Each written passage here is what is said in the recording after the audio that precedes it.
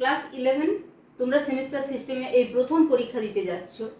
তোমাদের অনেক আবদার ছিল যে একদম প্রথম থেকে যেন তোমাদের ক্লাস করানো হয়, কিন্তু যেহেতু তোমাদের স্কুলে পরীক্ষা, স্কুলের কোশ্চেনে এবং স্কুলেরই স্যার ম্যামরা খাতা দেখবেন, তাই সেভাবে আমি তোমাদের ক্লাস দিইনি, যতটা বেশি থার্ড সেমিস্টারে দিয়েছি। তবে তোমাদের প্র্যাকটিস সেট চলতে থাকবে। মডেল সেট যেটা সংসদ প্রদত্ত, সেভাবে কিন্তু আগেও দেখবে আমার চ্যানেলে ক্লাস দেওয়া হয়েছে, আবারও চলবে। এটা পরীক্ষা পর্যন্ত কন্টিনিউয়াস তোমাদের মডেল সেট চলবে, যেখানে প্রাকৃতিক ভূগোল, মানবীয় ভূগোল, ভারতের ভূগোল সমস্তটাই থাকবে এবং সমস্ত প্রকারেরই এমসিকিউ থাকবে। একদম সংসদে যেরকম প্রশ্ন হয় সেই রকমই 35টা প্রশ্ন। সেই প্রশ্নের সেটগুলো অবশ্যই প্রত্যেকটা দেখার জন্য তোমাকে চ্যানেলটা সাবস্ক্রাইব করতে হবে। তবে তুমি একা নয়, তোমার বন্ধুদের মাঝেও শেয়ার করে দিবে, যাতে তারাও এই প্রত্যেকটা ক্লাস দেখতে পারে এবং সেমিস্টার সিস্টেমের প্রথম পরীক্ষাতে কোনো রকম অসুবিধা না হয়। তাহলে চলো আর কথা না বাড়িয়ে শুরু করি একদম সরাসরি প্রশ্নে।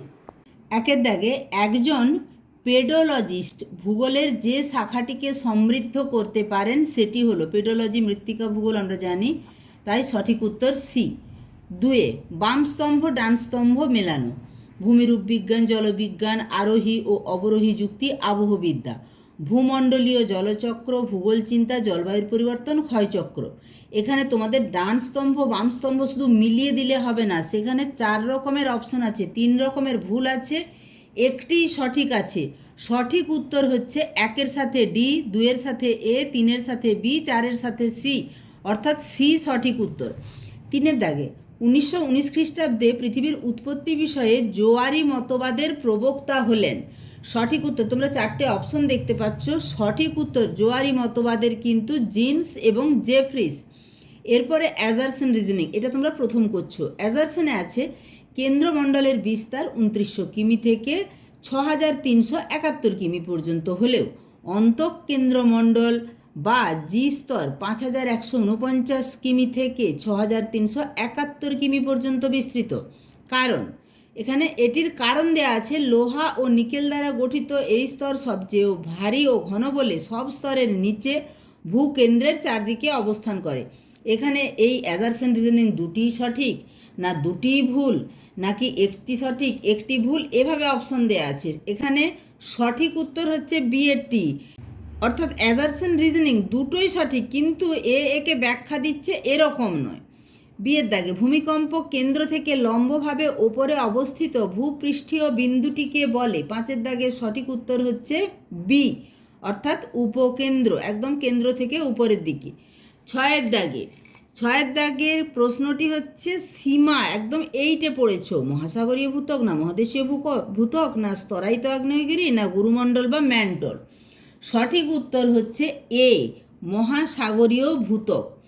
কোন ধরনের আগ্নেয়গিরি থেকে সান্দ্র লাভা প্রবাহিত হয়? 7-এর সঠিক উত্তর হচ্ছে বিমিশ্র আগ্নেয়গিরি।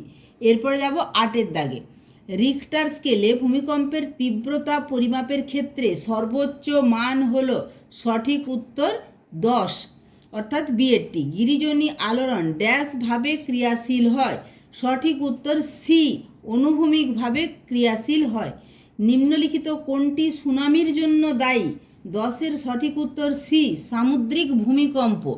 এরপরে একটি চিত্র দেয়া আছে, সেখানে দেখো একদম সমুদ্রপৃষ্ঠ, এখানে ট্রপোস্ফিয়ার, তারপরে ট্রপোপজ, এখানে গড় উষ্ণতা, এখানে অক্ষাংশ মেরুর দিকে এটা ল্যাপস রেটের উষ্ণতা।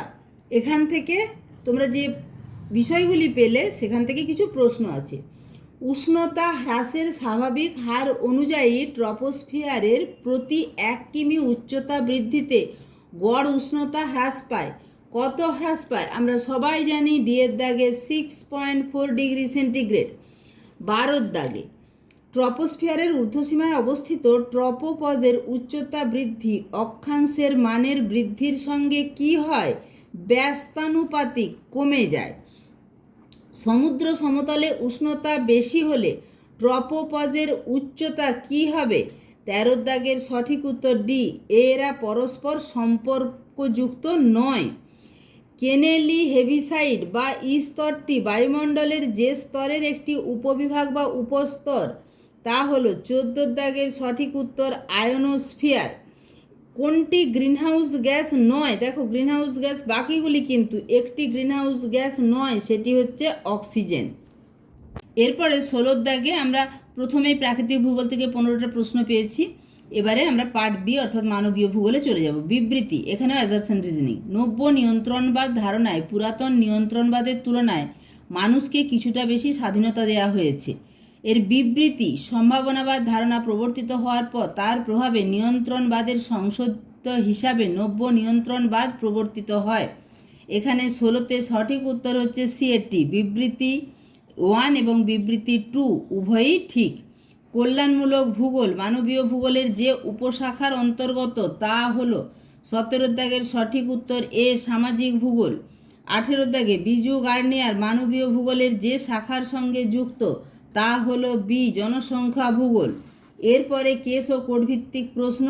এখানে একটি প্যারাগ্রাফ তুলে দেওয়া আছে, সেটি তোমরা খুঁটিয়ে পড়বে। আমি উত্তরগুলো এখান থেকে দেখবে, এখানেই সমস্ত উত্তর আছে। আমি তোমাদেরকে উত্তরগুলো জানিয়ে দিচ্ছি, তোমরা পরে মিলিয়ে নিবে, কিন্তু এটা ভালো করে তোমরা স্ক্রিনশট নিয়ে নাও। এখানটা পড়ে তোমাদেরকে এই উত্তরটা করতে হবে।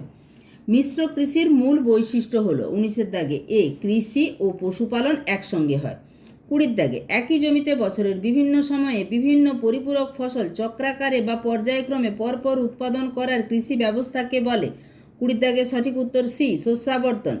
নিচের কোন অর্থনৈতিক ব্যবস্থাটি মিশ্র কৃষি ও পশুপালনের সঙ্গে সম্পর্কযুক্ত নয় যেটি, সেটি উত্তর। বাকি সবগুলি কিন্তু সম্পর্কযুক্ত, ফলে একটি দেখেই উত্তর করে দেবে না। 21 দাগে সঠিক উত্তর বি। ঝুম চাষ কিন্তু মিশ্র কৃষি পশুপালনের সঙ্গে যুক্ত নয়। দক্ষিণ আফ্রিকার বান্টু ও হটেনটট জনগোষ্ঠীর মানুষেরা যে ধরনের পশুপালনের সঙ্গে যুক্ত তা হলো। 22 দাগে সঠিক উত্তর হচ্ছে সি। যাযাবর ভিত্তিক পশুপালন। 23 দাগে আদিমকাল থেকে শুরু করে আধুনিককাল পর্যন্ত প্রদত্ত অর্থনৈতিক ক্রিয়া পদ্ধতিগুলিকে সাজাও। ক্রিয়া পদ্ধতি বলতে বাণিজ্যিক পশুপালন, যাযাবর পশুপালন, শিকার ও সংগ্রহ, গৃহপালিত পশুপালন। এখানে পরপর সাজাতে বলা হয়েছে, এলোমেলো করে 3টি আছে, একটি সঠিকভাবে সাজানো আছে। 23 দাগে পরপর যদি তোমরা দেখে নাও, সঠিক উত্তর হচ্ছে বি-80, অর্থাৎ প্রথমে 3, তারপরে 4, তারপরে 2, তারপরে 1। তোমরা আগেই দেখে নিয়েছো 3-এ আছে কি? শিকার ও সংগ্রহ। 3-এর পরে 4 গৃহপালিত পশুপালন, তারপরে 2-এ আছে যাযাবর পশুপালন, তারপরে 1-এ আছে বাণিজ্যিক পশুপালন। 24 দাগে খনিজ পদার্থগুলিকে ভূগর্ভে গলিয়ে পাম্পিংয়ের মাধ্যমে উত্তোলন করার প্রক্রিয়াকে বলে প্লেসার খনন। বল উইলফিল নামক পতঙ্গ যে ফসল উৎপাদনের ক্ষেত্রে ক্ষতিকারক তা হলো, আমরা সবাই জানি, কার্পাস। ব্রাজিলের কোন প্রদেশে সবচেয়ে বেশি কফি উৎপাদিত হয়? 26-এর সঠিক উত্তর মিনাস গেরাইস। 27-এ লাল কলার শ্রমিকরা নিম্নলিখিত কোন অর্থনৈতিক ক্ষেত্রের উৎপাদনের সঙ্গে যুক্ত? 27-এর সঠিক উত্তর এ। প্রথম শ্রেণীর ক্ষেত্রের সঙ্গে। এরপরে আমরা ভারতের ভূগোল অর্থাৎ পার্ট সিতে চলে যাব। ভারতীয় ভূখণ্ডের পশ্চিমতম অংশটি হল গুহার মেটার। ডি সঠিক উত্তর।